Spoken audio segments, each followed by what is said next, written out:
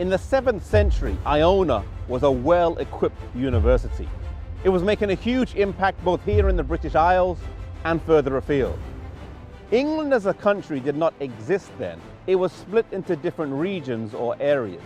And the local king, King Oswald of Northumbria, sent a message to Iona requesting that a missionary be sent here.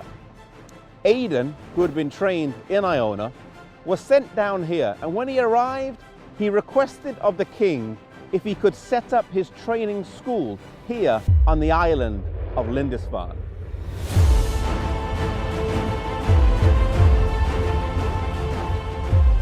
Lindisfarne lies 235 miles from Iona, which if travelled by foot would take over a week. It is also known as the Holy Island, though it's not completely isolated from the mainland.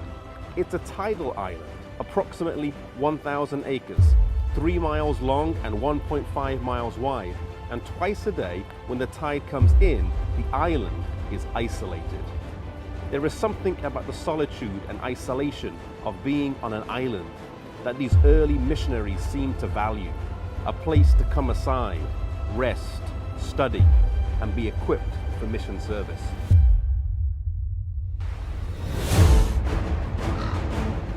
Aidan was well balanced in character. He was strong in religious fervor.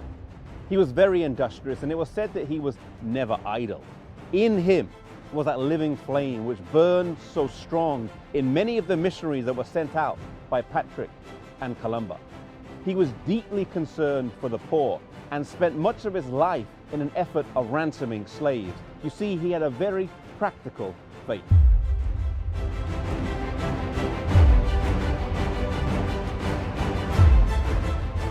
He did for England what Columba had done for Scotland. In establishing the training centre here, the fields were used to give work to support the students.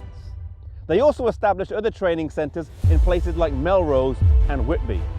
Aidan was succeeded by Finan, and he established a training centre in Tilbury in Essex and was instrumental in evangelising central England. Finan was succeeded by Coleman. And in 30 years, these three men did a powerful work here in England, and paganism was swept away and replaced by New Testament religion. These great men were not monks as we would understand today, but missionaries maintaining the faith that they had learned on Iona. In Truth Triumphant, page 127, it reads, "It is no exaggeration to say that with the exception of Kent and Sussex, the whole English race received the foundation of their faith from Celtic missionaries." You see, in 30 years, these men took the gospel to the country of England, and almost 3/4 was won by their missionary work.